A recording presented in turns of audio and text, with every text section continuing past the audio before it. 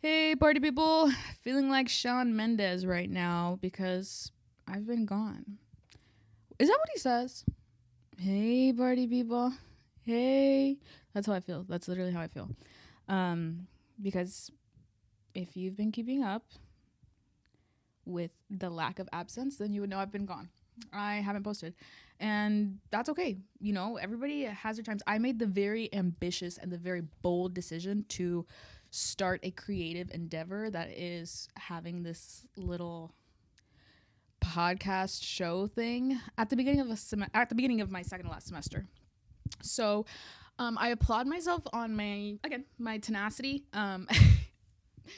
But I mean, and I don't want to say it was written in stone, and I don't want to say that the odds were against me, but sometimes that's just the way it feels. So I do want to apologize. I had every intention. Well, maybe that's a lie. I had, of course, the intention, but the follow through was not there because the semester got the best of me. I'm sorry. And that's just what happens. That's just sometimes how the cookie crumbles. But luckily, it's my second to last semester, and now it is my final semester. I'm so sorry. That probably clipped. So I'm ready to be out, but I am back, and I have in my notes parentheses. Well, I'm back, parentheses, meekish, because that's how I'm kind of feeling. I'm feeling a little bit like, again, Shawn Mendes. I'm feeling a little, hey, party people, like, hey, like a little scared. But I'm not scared because I'm comfortable in the corner of my room talking to myself and to the visage of myself on this digital device. Sorry to be fucking annoying with those big ass words, and not even that big. Like, I'm sorry. Like, let me just calm down. But I did want to talk about my semester real fast because I'm like, that was what I was doing.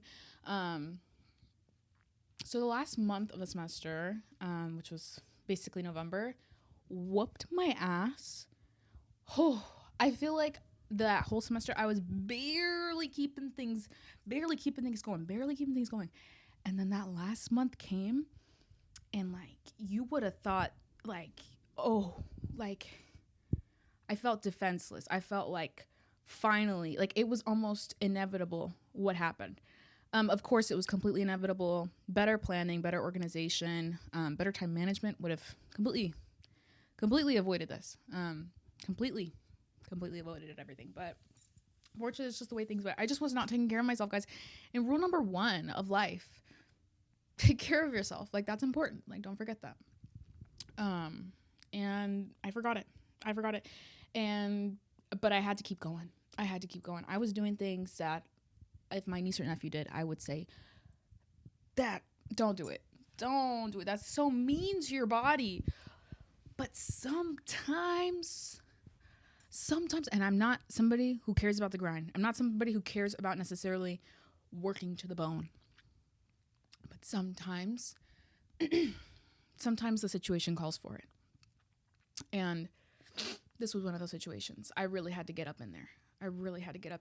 You know, roll up my sleeves, get the WD-40 out, and get my ass to work. Because, you know, not a lot of people like to work. Just kidding.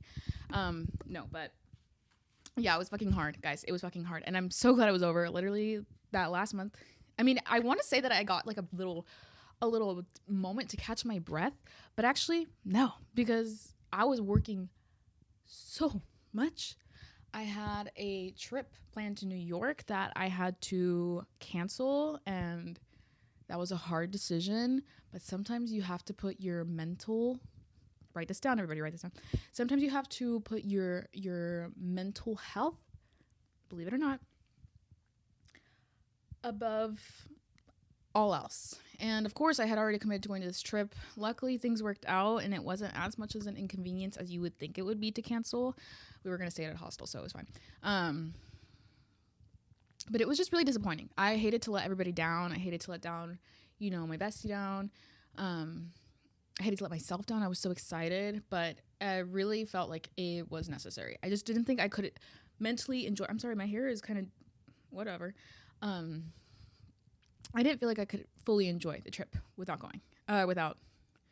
With going in the mindset that I was. I think I had reached a point where I was just about ready to collapse. So, but it's fine. Because I learned a lot in that experience, and I know I'll go eventually one day to New York. But the time is not today. The time was not yesterday or a month ago. It was not. So, but it is in the future. I know that.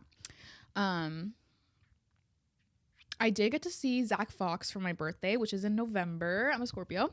So that means I did turn 24, which is actually crazy because the last episode I was talking about being 23, being unk, and now I'm 24 when I'm not even unk anymore. 24, and I know I had like this whole positive talk about age and how we shouldn't think about it like that. I think I did in the last episode. I take it back because 24 is insidious. I think any age, this is my own personal theory, any age ending with an even number always just feels it's there's no fun. It's like not it's a serious year. In my mind, I think of it as like, this is a serious year. Like, no funny business. This is a serious year. And 24 almost is the epitome of that. I remember 22 was like that as well. Because 21, I had my fun. 23 was one of my favorite fucking years I've ever lived. I had a blast, okay? 24, I'm serious. It's feeling insidious. It's feeling like there's people watching me. It's feeling like there's a shadow lurking in the corner that just won't remove itself from my peripheral. It's feeling like there's a clock in the distance ticking, and I'm not sure towards what, but it feels like it just keeps going, and it feels like a timer, not necessarily even a clock. It feels like I am behind in a race to what destination I don't know, but I'm behind. It feels like my breaths are jagged, and there's a stabbing pain when I breathe, but I have to breathe so that way I can feel better, but I feel like I can't breathe. So that's what 24 feels like. And I'm sure when I turn 25, things will be fine. I'm going to see the light again. But 24 is definitely feeling a little more scary. It's definitely feeling a little more serious. Okay. And like I said, I was already feeling like I was kind of behind now. Ooh, I'm 24 right now. So shit. Okay. Like, all right, hold on. Let me catch my breath. But then, okay, this is back to what I was talking about.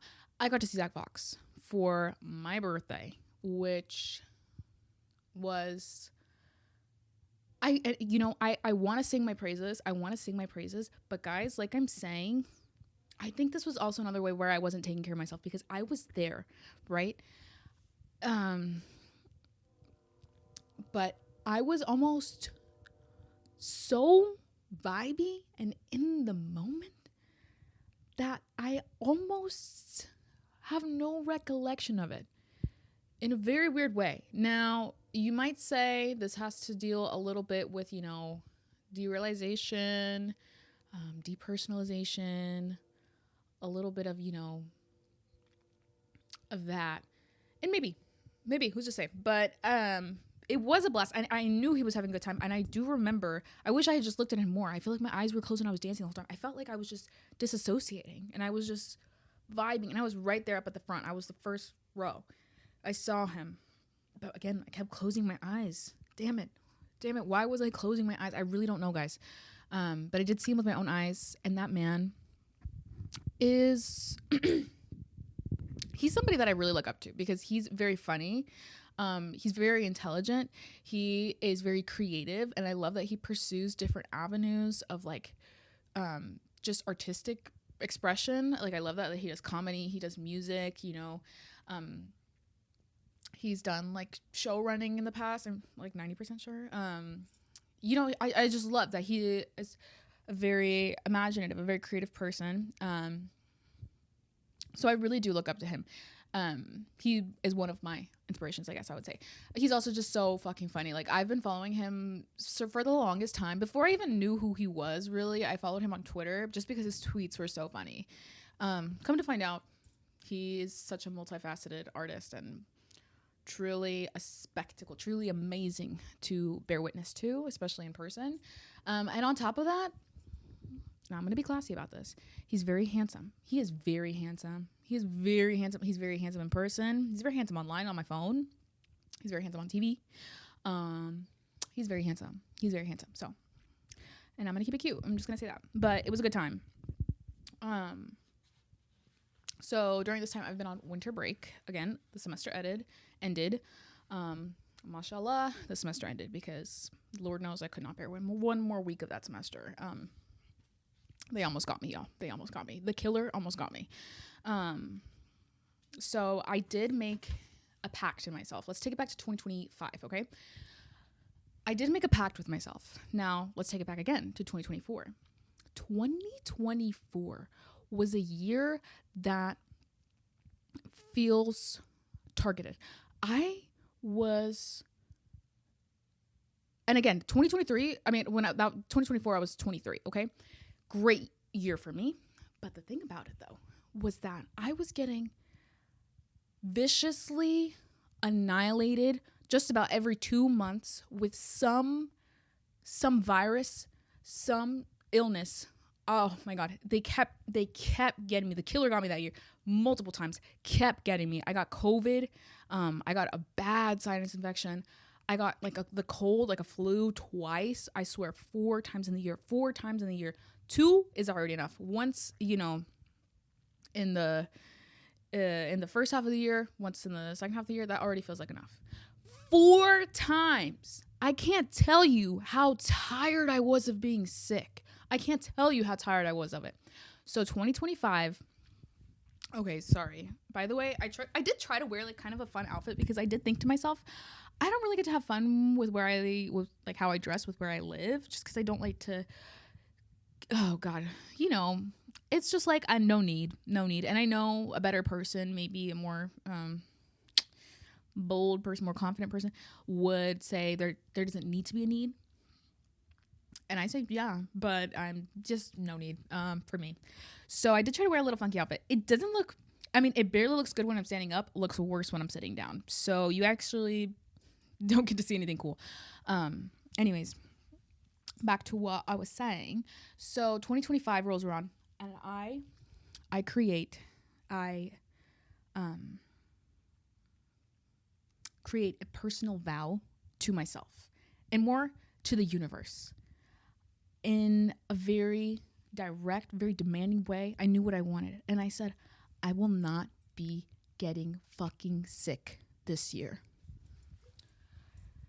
I said, I will not be getting sick this year. 2025, I will not be getting sick. Now, I don't know why, but I was just like, I'm willing it so. I'm willing it so. I will not be getting sick. It was not even an option in my head. I just knew I was not going to get sick because I was like, I've been sick enough. And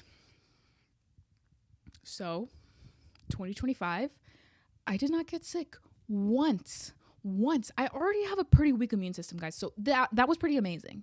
That I spoke that into existence, that I created that demand of the universe and it listened to me. Oh God, I felt powerful. I was like, I did not get sick. Not once. Now, when I was traveling in the summer, I did have a day or two where my body went kaputs, I was done. But that was more so because I was tired and also, I like to keep it classy on the podcast, but I was severely hungover. I did way too much. We had already been in Spain for a week, and I did way too much on the first day we got into Madrid, which was our second week. I did way too much. I was just excited. I love Madrid, okay? I love Madrid, so it was a good time. But I did suffer the consequences. I spent about 2 days inside when I could have been outside exploring and traveling, which is what I was there to do. But instead, I was recovering from a hangover. And I was also weirdly, things had happened during the hangover. Maybe one day I'll talk about it. Actually, that would be a great thing to talk about with the friends that I went to Spain with on the podcast, because that was actually a really funny story. But again, I'm teasing you a bit, or we're not going to talk about it today. But I was riddled with anxiety after that as well. It was scary. I was scared at everything. I'm going to double check to make sure I'm recording. Amazing. Okay. So I did get a little sick during then, but it wasn't like a virus or it wasn't a cold or anything. So I felt like my vow kept going. I was like, all right, we're good. I didn't get sick. I feel like I've said that so many times, but I'm just proud. I'm proud, and I'm thankful that I did not get sick 2025. However, naive little me thought that simply because I had made that vow for 2025, that it would extend. that energy would extend into the new year. It did not. January 2nd, 2026. Bam. Influenza A. Oh my God. And to me, it's almost comedic. It's almost like it kind of reaffirms my idea that like that was really a vow that I made to not only myself, but to the universe, to God, to whoever. Like, I'm not getting sick. Because then the second 2026 rolls around, January 2nd. Didn't even let me breathe for a week. The killer got me. So that was, I was sick. I was real bad. And I spread it to everybody because it's highly contagious. My bad. I got my roommate sick. I got my dad sick. Luckily, I wore a mask to work because I had to keep going. I was like, I can't miss out on money right now. So I wore a mask to work and nobody at work got sick, which goes to show all the mask non-believers. There you go. Anyways. So yeah, I was sick kind of. I worked a lot at the beginning of this winter break, and then I was sick for like a week, and now I'm in a good headspace. I've been able to rest, spend time with family, and do things that I like, which I'm about to talk about, okay? Because I'm real excited. And I bet you're wondering, what is she going to talk about? Of course, I'm going to talk about Jujutsu Kaisen. Oh my God, guys. I'm so, like, I don't know why. Okay, first of all, if you don't know, Jujutsu Kaisen is an anime that came out, I want to say in like 2019. I didn't watch it until 2023. So it took me a minute to watch it. No, 2024. I didn't watch it till later, recently. Kind of fell like a year-ish ago.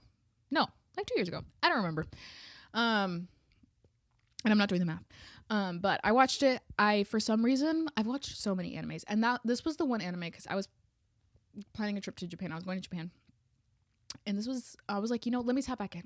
Because in honor of getting to visit this cool, dope-ass country, let me tap back in, because like I said, I've loved anime since I was a wee little girl. And I'm going to do a whole episode on Jujutsu Kaisen Trust and just anime in general. I'll talk about it. I'm sure it will come back up. But Jujutsu Kaisen, I watched it and I was like, for some reason, I've watched so many animes and they've all, I've enjoyed all of them. I've remembered all of them. They're memorable. But something about Jujutsu Kaisen really clicked for me. Really, and it's nothing like, I'm not trying to say that Jujutsu Kaisen, it's not doing anything, that it's not doing anything new and that it's not anything that's, super special. But it's in the world of anime, it's got classic, things going on. It's not anything new. You know what I mean? But something about that anime is very special to me. And it has a very weak first season. Maybe not, okay, I won't say very weak, but the first half of the first season is not as strong, obviously, as what follows. But it is so special to me. I love Jujutsu Kaisen. And actually, I have a little special guest appearing on this show here right next to me. Everybody say hello to Gojo. That actually looks like a funeral portrait. It's crazy to me. Let me show you guys. He's being propped up by a little bottle of Coke. Gojo! Okay, period. So season 3 is coming out. I'm so excited. The first 2 episodes have already came out. And I wish I had gone to see it in theaters, but alas, the cookie crumbled, and the way it crumbled, I could not watch it. So, but it's fine. But I'm really excited, and I'm gonna, again, like I said, I'm gonna talk about that in a whole different episode. Probably in a whole separate video. I do want to do an episode where I just like run over the plot, and vibe check everybody and see what the vibes are.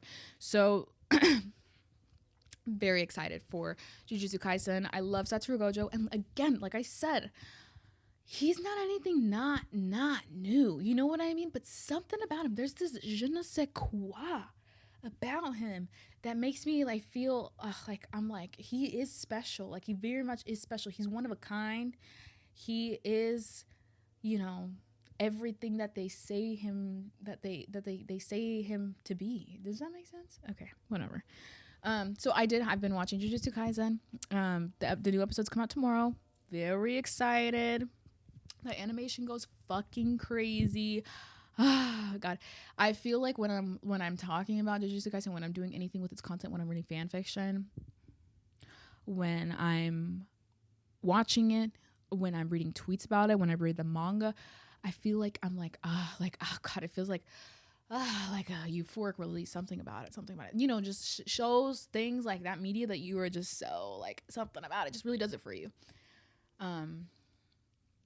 That's how Jujutsu Kaisen feels to me, and it feels like I'm smoking a cold cigarette when I talk about it. So, not that I would, or that I do, or that I have, but again, that's neither here nor there. Another thing that I have finally gotten to do, and this kind of goes into the last concept that I was telling you guys about the last episode, where I was like, I put things off that I enjoy, which I have realized I'm reaching some realizations. I'm realizing some realizations. That's not okay. Oh yeah, that's not like healthy, and that I shouldn't be doing that. And now it's gone to, well, why do I do that? And I still don't know. So keep you know, we'll come back to that one day. But just so you know, not cool, not good. But Baldur's Gate 3. Yeah. Baldur's Gate 3. Yeah. One more time. Baldur's Gate 3. Oh, it's so good, guys. It's so good. So I got this game a year ago. I got this December last year. I splurged just because it wasn't on sale on Steam. So I just bought it because I had, you know, I love a role player game. I love Skyrim. I've loved Skyrim since I was a wee girl, before I was even able to play it. Because I didn't have any sort of console to play it. I would watch, I don't know if you guys know, this is going to be low-key a little bit like of a deep, what is it called? Deep hole? I don't know if that's the right word. I used to watch Sips, who was a part of the Yogs cast, play Skyrim. I fucking loved his playthrough. Guys, I watched that playthrough religiously every day when I came home from school in a middle, like 6th grade. I would watch that show. I would watch his playthrough. Oh, and I was enthralled. Oh my God, there was nothing more I looked forward to than coming home to watch his playthrough of Skyrim. And ever since then, obviously, of course, I wanted to play Skyrim, but I just didn't have the means to.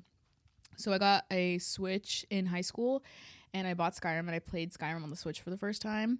And of course, I spent hundreds of hours playing Skyrim. Love Skyrim. I love Skyrim just as much as I thought I would. And that's kind of what started my love for RPGs, was just like way back in the day. I also loved watching my brother play like Red Dead Redemption. I watched him play the first one. And then I've gotten to play some of the second one, and I really need to get into that. But right now, all my focus is going on to Baldur's Gate. But role playing games, God. And I'm going to get into this later. But anyways, I want to talk about Baldur's Gate. So Baldur's Gate 3, I bought it last December. This is December of 2024. And I did not play it until December of 2026. Late December of 2025. This is because I just kept putting it off. Because I was excited about it, and I knew I was going to be really into it. And then, again, I get into this thing where it's just like, if I get too excited about something, it gets into a point that I can't reach anymore, that I block off. And it's almost like I wall it off to myself. I don't let myself access that excitement, because it almost stresses me out. This sounds so bad when I say it out loud, but that's genuinely what happens in my brain. Anyways, Baldur's Gate 3. Oh my God, guys. It's so good. If you don't play RPGs, play Baldur's Gate 3. Just try. It's like I said, it took me a year to actually tap back in once I bought it, even though I had every intention and I did really want to play it. I got trapped in my mind, didn't let myself play it, but finally I was like, I got nothing better to do right now. This is the time to do it. It felt right. So I did it. And I got to play it. And there was a learning curve because it is turn-based combat. So, you know, you got to learn that. And it does take a minute. Especially if you've never ever dabbled in turn-based combat, or even RPGs for that matter. It does take a minute. It took me about, like, I want to say probably like 20-ish hours of gameplay to really get up in there and understand what I was doing. But once you do get it, it's kind of like when you can do math.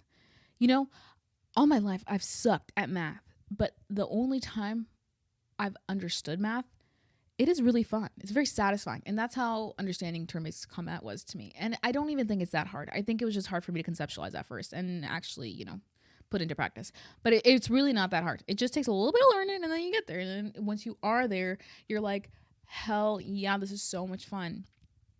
And that's how it's been for me, like genuinely so much fun.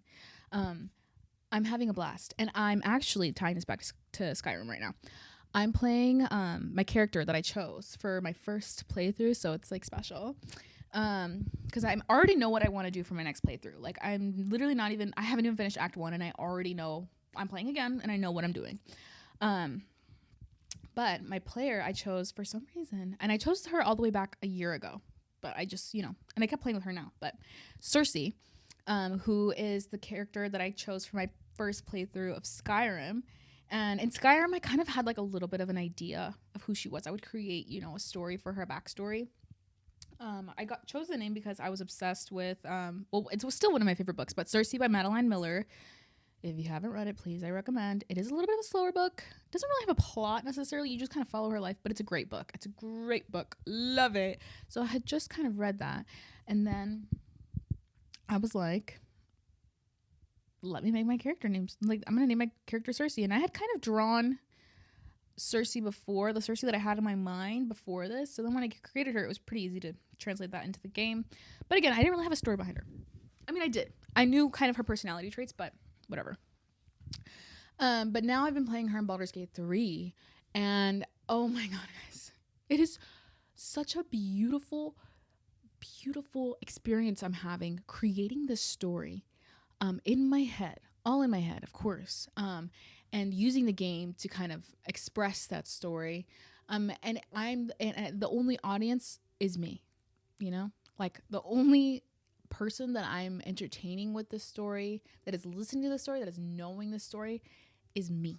And it's a very gratifying, therapeutic thing. And I've done this always, with The Sims. I get very detailed in my story. I remember when I tell my friends sometimes about my weird Sims plots and the characters and all the drama, because of course the drama is so juicy. It's like a telenovela when I'm playing The Sims.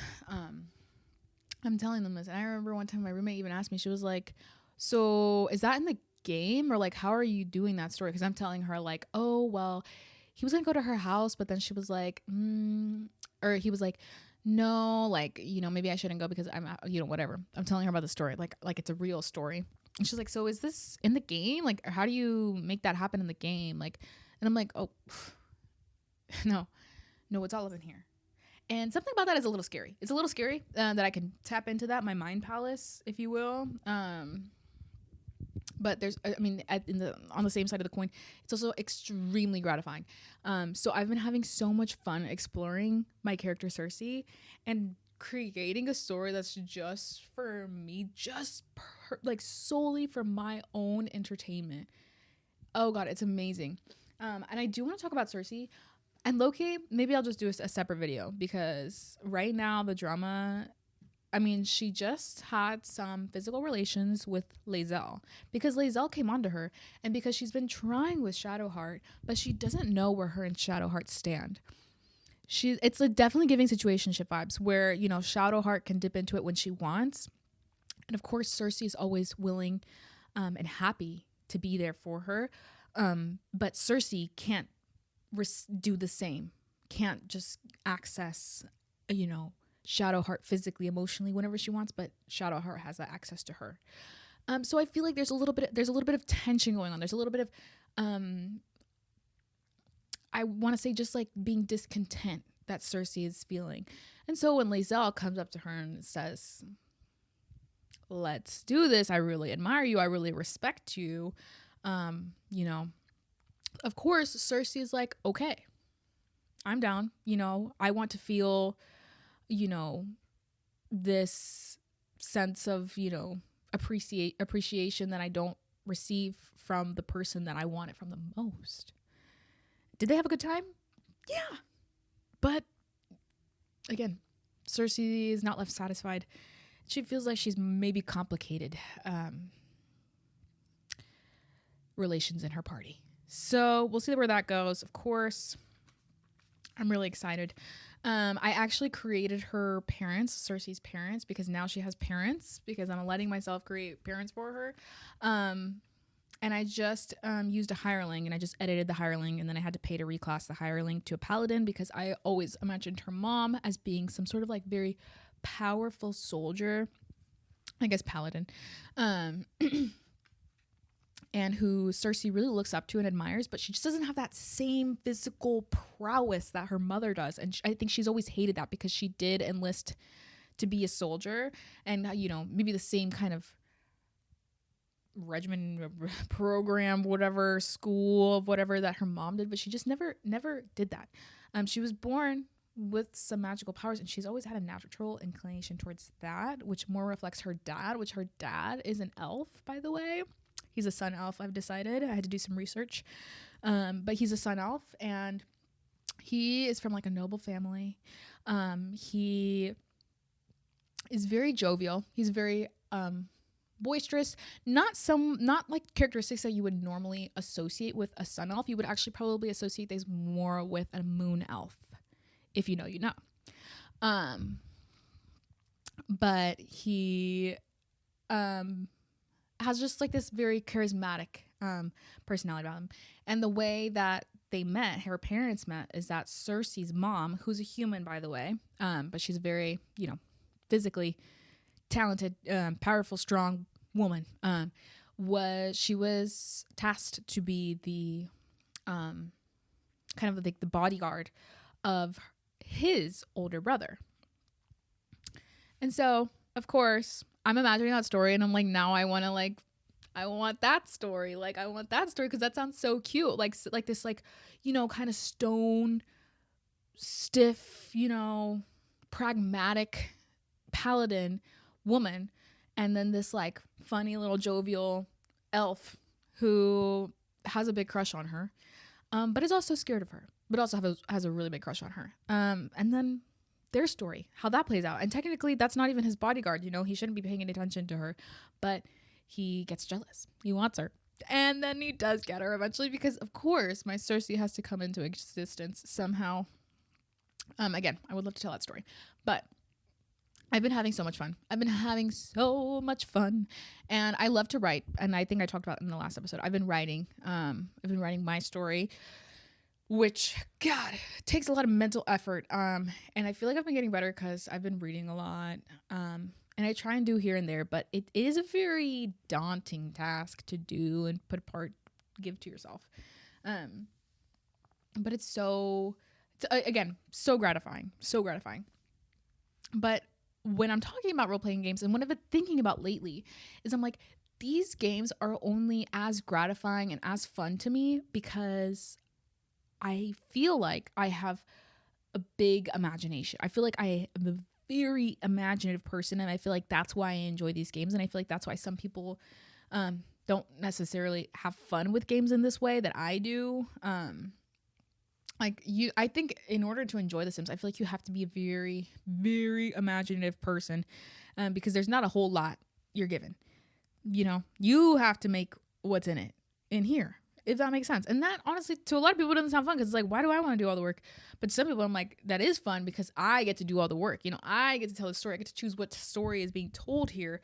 I get to act it out. I get to see what happens. And, you know, obviously, as I've been playing Baldur's Gate, it's made me want to play Dungeons and Dragons so bad, guys, so bad. But alas, I can't, not yet. I'm not knowledgeable enough about the game yet, and I don't know anybody who plays it, so I would really have to take that upon myself to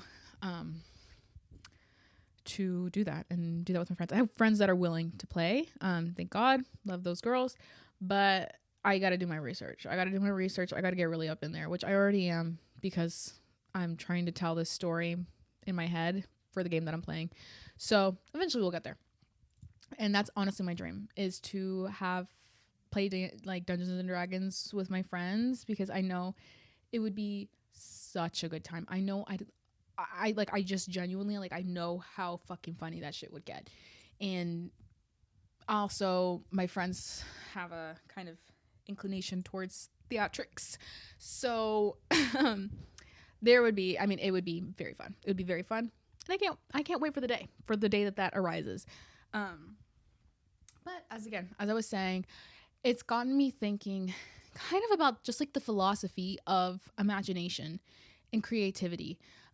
Because I'm like, I don't think I would have as much fun playing these games if I did not have such a strong sense of imagination.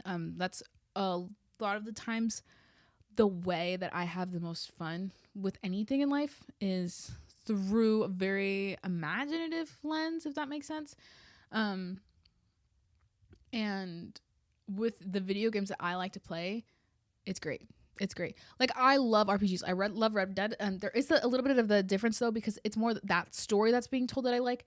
But as opposed to like RPGs like Baldur's Gate or Skyrim, where you create the story that's being told, if you so wish, because not everybody likes to get into the storytelling as much as I do, which is fair. Like, which is just fine. Like, it's just difference in playing styles and difference in between what you want out of a game, right? But it got me thinking about the philosophy of imagination. Like, what exactly is it? Because we talk about, you know, oh, he's such a creative person. Oh, he's so imaginative. Oh, she's really good at being creative or whatever, or she's just was born so creative, you know. But I'm like, what is it exactly? What do we classify it as? Because I know a lot of people, I feel like growing up and just what I see in the world is that a lot of the times people view imagination and creativity as like a gift, as something that you're naturally inclined towards or you're predisposed to, like something that just is, and it's not it's not a choice. It just is. You either are more creative, you're either more imaginative, or you're not, or you're less so. And I've always felt like that was just wrong. I've always disagreed with that. I remember like people telling me, you know, oh, you're such a good artist, you're so creative, like, oh my god, you're so lucky you're so creative. But, and maybe I don't know how this sounds to people who have not identified as being very creative or maybe wanted to be, but to me that's always just felt wrong. It's always just felt inaccurate. It's always felt like, no, like it's not something that's a gift, you know, it's a skill. I've always viewed it as a skill because it's not like I was born and I could draw. You know, I drew like a child, well, at one time, like every other child did, you know, or I wrote like a child, or, you know, just a bad writer, like every other person does or did, you know. And I think creativity is a skill, and imagination. Yeah, I'm gonna say imagination because I was about to say something else. I was about to say imaginativity. No, imagination is also a skill, because I feel like I didn't used to be as involved with storytelling, and you know, as I am now. Even though I've always found it very entertaining, I used to not be able to kind of conjure up the things that I conjure up that I do now. So I was thinking about it, and I'm like, where does it necessarily start then? Where does the act of imagining and creativity, like, where does that start? These are not necessarily what I'm going to answer because I don't know the answer, but it makes me think, like, where does that start? Does it start, are we born with some sort of natural, like, base level skill of imagination, or are we all born with nothing and then we get to work it up depending on, you know, what activities we do as a child, what's encouraged, what's discouraged. Like, Lord, like, I'm like forgetting English. You know, I feel like I was kind of left to my own devices as a child, and that I think that really did help my creativity, but I was never really encouraged to be creative or to be imaginative. I think, like I said, I just was left to my own devices, and I was bored, and in my childhood, it wasn't necessarily somewhere I wanted, you know, disassociating, you know, like I don't really want to be here right now. That sounds so sad, but not like that, you know, where it's just like, I want to be somewhere more fun. So I'm going to imagine something more fun. I'm going to do something where I can imagine being somewhere fun, or, you know, playing a game where I can really get lost in it and forget everything about the world and just be in the game and be whatever, you know? And that's why I played so much Sims. I played so much Minecraft, you know, I got to play, I got to watch Skyrim, but eventually get to play it. And it's more, I want to say, just, I feel like you can encourage it from a young age. And I think those who are viewed to be like more like what people say, like they're gifted at it, are just people who had the opportunity to develop the skill of imagining and the skill of creativity. And then it lends, I feel like it kind of leads to the question, well, what's the difference between the two? And to me, the difference, I mean, it was kind of hard to, I mean, it is kind of hard to understand the difference. So then I started doing some research, and I found a beautiful academic journal article written by the people at Oxford, the big brains at Oxford, who also wanted to know about this. It's the philosophy of, you know, of imagination and creativity and what it is, and how do we define it, and how is it a gift, is it a skill? And I came to find out, did agree with me. Thank God. So the way they talk about is imagination is kind of it's an act, it's an activity, it's an action. Imagination is a skill. And it's an activity that you can be graded at. You can be good at imagining, or you can be not so good at imagining.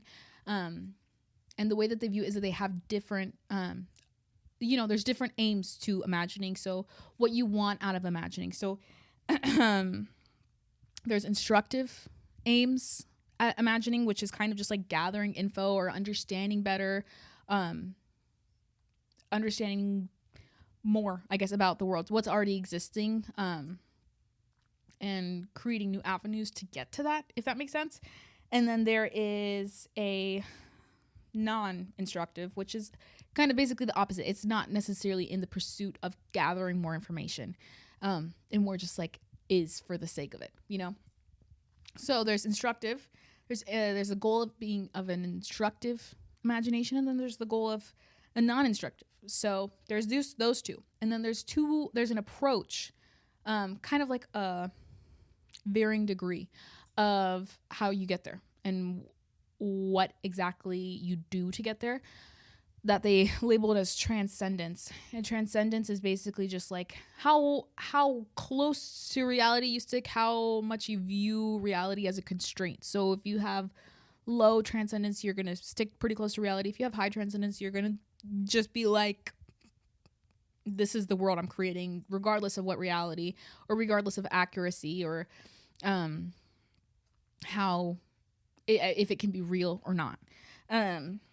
So when you view it as that, when you view it as kind of like within those three kind of main little facets, I feel like it's easier to think of imagination as a skill that can be utilized, and that can be improved on, or that can be not so good. That makes more sense to why some people are perceived to having the gift of imagination, when really it's just that they've had the opportunity to, you know, strengthen that skill. And actually, like, so what does it mean to have a good imagination? Like, don't we all have an imagination? Like, what do you mean someone's good at imagining stuff and someone's bad? Like, isn't just kind of subjective? Which I feel like, yeah, I feel like it could be subjective. Like, I'm not necessarily saying that this article is like completely correct and this is fact and this is the way things are. But I do really agree, because in this article, they really view imagination and creativity as virtues of intellect and intelligence, and how important those are to being, you know, someone more aligned with being intelligent. And that's not to honk my own horn, because I was about to say something else. But that's just what they're viewing it as. I don't necessarily think I'm super smart or anything. I mean, I'm like normal. But they view it as a virtue of intellect, because a lot of people view it as something else. Like, okay, being intelligent has all these different things. You know, you have to be curious and you have to be methodical. They have this different beliefs about being smart, and I feel like imagination and creativity is always categorized as the opposite almost. Like if you're highly intelligent and if you're highly, you know, if you're very studied, you know, well, you're usually less. People view those people to be less imaginative, less creative, more structured, more organized, realistic thinkers. But I think that what they say in this article, I really agree with what they were saying, is that they were saying that it's actually kind of all under the same umbrella, where imagination is an act and is a skill, is a virtue of intelligence, and creativity is as well. But so what does it mean to be a strong imaginator, which is one of the words that they used in the article, which I thought was fun. So basically they said that there was 3 different constraints or 3 different kind of skills, or, you know, things that they grade what makes a good imaginer versus what makes a bad one, or not necessarily a bad one, but less good. So the 3 of them one was constraints, 1 imposes / removes during imagining. So basically how close they are to aligning with reality, like the kind of the will of imposing or ignoring reality, if that makes sense. I feel like I'm not explaining that one very well. So if I didn't, I'm sorry. I'm linking the article down below so you can read it. But anyways, the second one was accuracy. So does it reflect the intended constraints? Like, does it reflect what number 1 is getting you to? So if you're trying to create something that is super abstract, you know, does your accuracy align with that? If that makes sense. Again, I feel like I'm explaining these rules bad. It makes sense when I'm reading the article, but now as I'm verbalizing it, it's not coming out the way I'm intending it. So it's going to be a learning process, okay? And then there's number 3, which is clarity. So is it detailed, vivid? Like, how detailed is it? How vivid is it? And success, or I guess strength in that skill, depends on what the aim is. You know, if you want a non-instructive product from utilizing your imagination,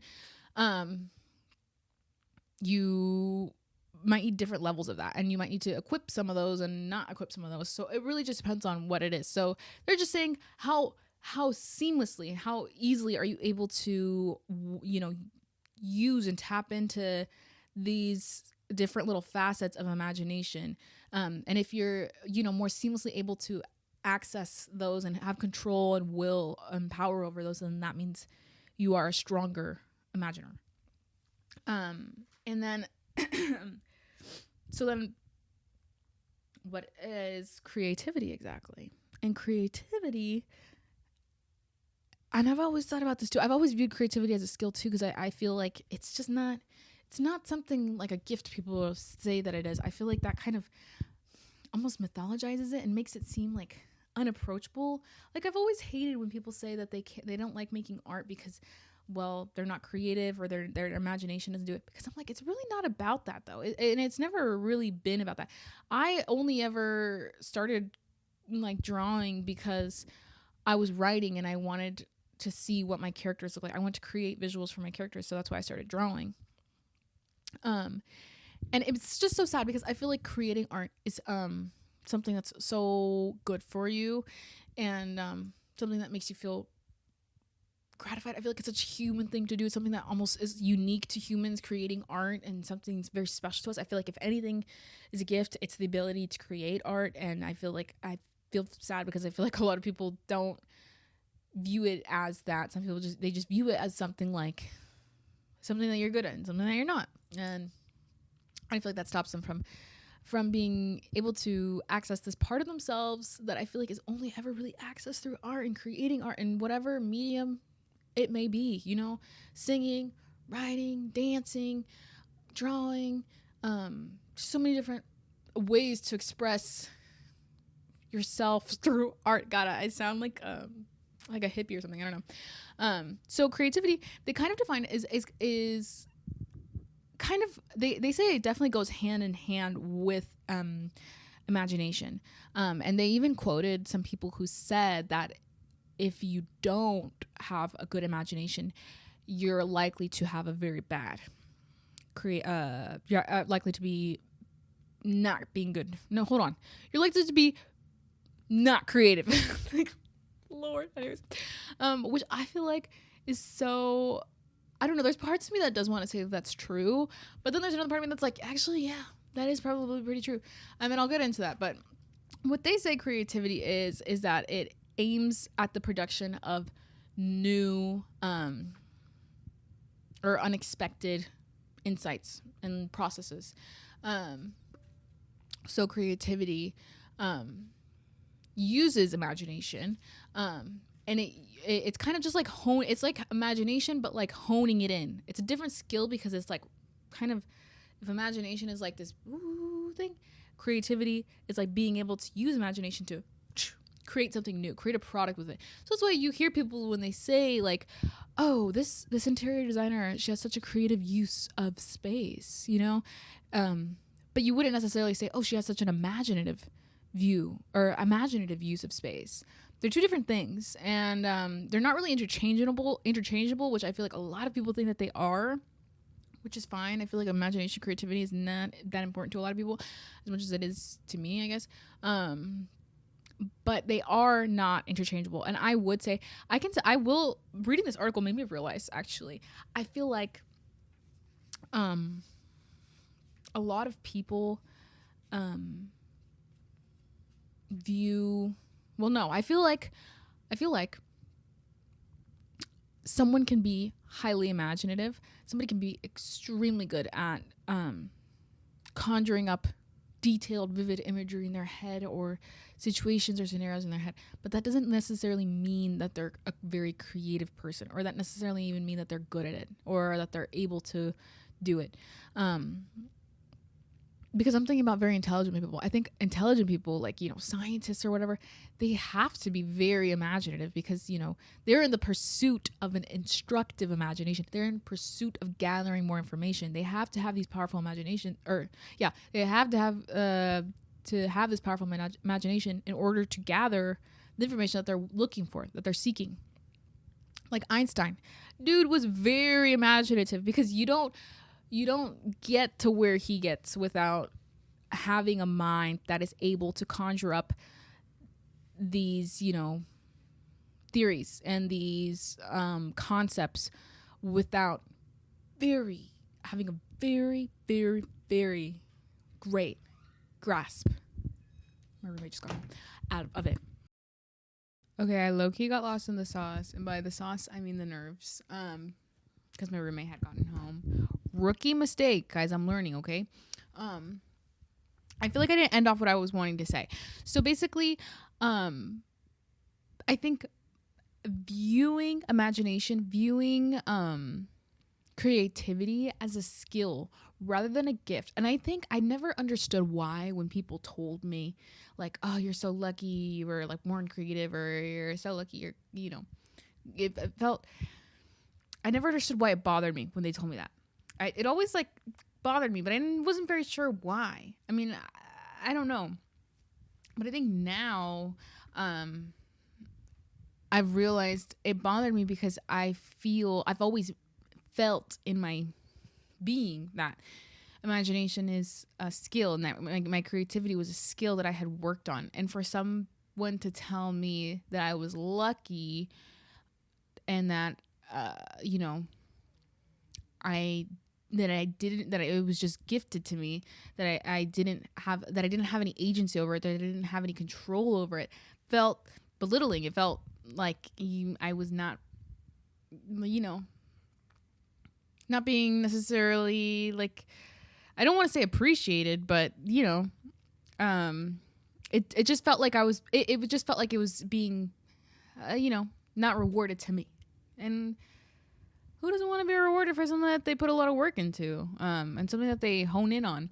Now, I will say it's different than other skills because it's not very, like, you don't necessarily know that you're doing it when you're doing it. Like, I didn't know that I was doing it in the process. I didn't know that I was working on the skill, but it did feel that way because it felt like something I had to, I got better at, and that I improved on eventually. So that's how it felt to me. God, there's a helicopter shaking my windows, guys. Anyways, and I feel like viewing creativity and imagination as a gift removes the agency or the control that we have over it. And I feel like every human, if anything is a gift, is the gift of accessing the skill of imagination and creativity, because it's so important. I mean, it goes back to like the dawn of humans. Why, like, what brings us together or how we stay content is a lot of the times through the power of storytelling. We have entire religions, and I don't want to get, too crazy about into the philosophy of it, but a lot of what people find so gratifying and so, wholesome about religions is at its core, it's storytelling. You know what I mean? And I feel like if people view imagination, people view creativity as a skill that they can improve on, and that everybody is born with a baseline level with. It's not like a gift. It's not a certain natural sort of aptitude towards it. If we view it as that, I think then it makes them easier to tap into. It's like sometimes people wake up and one day they're like, I want to play the guitar. It's not like anybody's born knowing how to play the guitar, but they know it's a skill that you have to learn. And sometimes people, they're like, okay, I want to play the guitar. It's the same thing with imagination. Same thing with creativity. It's just, it's something that you can tap into. And it's a little weirder. It's a little different because it is an entirely mental process to get into and to practice. But it's I feel like so important for everybody, no matter what form that is. If that means playing video games and getting really into the story, then do it. Or if that means writing, if that means reading. Reading is another form of imagination where, you can conjure up these ideas in your head. It's so important. And I feel like it's important because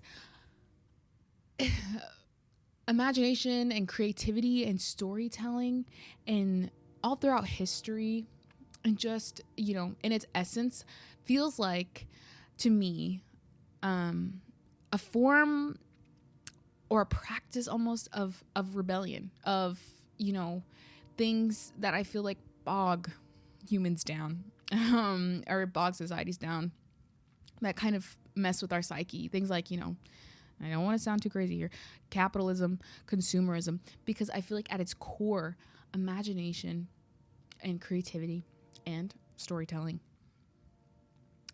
are practices, are activities that require nothing and deliver us such a sense and produce such a sense of self-worth, of entertainment, of gratification, of everything. It requires nothing and it gives everything. It produces everything that you need, not never everything that you need, but and I feel like that is why it's so important, I think, to just remove the idea, even if you do genuinely believe, like, okay, the gift, you believe it's a gift, you believe it's a natural aptitude towards, a natural inclination towards being creative or imaginative or whatever. Even if you do believe that, let yourself trick yourself into believing that it's a skill, because then you will see that you can access it, and you gain agency over that part of yourself that you felt inaccessible before, because it's so important. Like, to me, there's nothing more like self-care. It feels like self-care when I'm really in a story that I'm creating for myself, whether it be that I'm writing or drawing or singing or acting or dancing or playing a video game. There's nothing more like that feels more like self-care than that, because it's something I'm doing just for me. just for me, nobody else. It requires nothing except a mental process, except a mental activity. And it, like I said, it requires nothing, but it really gives you everything, you know? And that to me is like self-care. It feels so rewarding, and it makes the world feel better. And I think that's why we see humans participate in storytelling and all throughout history, you know. They're at its core, it's something that is a gift. The gift is the ability, not the skill. Does that make sense? It's just that we're able to access it is the gift, not that anybody is gifted at it naturally. Some people, you know, maybe they are. I don't know. I'm not here to say that they aren't there, that they are or that they aren't. But I think in general, one should just view it as a skill, because there is nothing better. There's nothing more, like, again, just like gratifying than telling a story and being creative and using your imagination. So that's kind of what I was trying to say. I just got worked up, guys. I'm sorry. But again, Neri in the Corner, the second episode of Neri in the Corner ends with Neri in the bed. And that's okay, because sometimes that's just the way the cookie crumbles. So thank you guys for watching. Let me know your thoughts down there below, and how into storytelling do you get, and do you watch Jujutsu Kaisen, and have you played Baldur's Gate, and have you ever wanted to play Dungeons and Dragons, and do you agree with what I was saying, and have you read the article, and have you ever thought about this either? I don't know. There's lots of stuff to talk about. So thanks for watching. If you guys did watch all the way to the end, I really appreciate it, and I trust I will be back, okay? Trust I will be back. I'll have nothing but time after the semester. It might get spotty during the semester. I won't lie. It might get spotty. But I'm going in with the real intention of keeping this going. Keeping this good vibe going. So we'll see. Not we will see. You will see. You'll see. And I'll see you next time.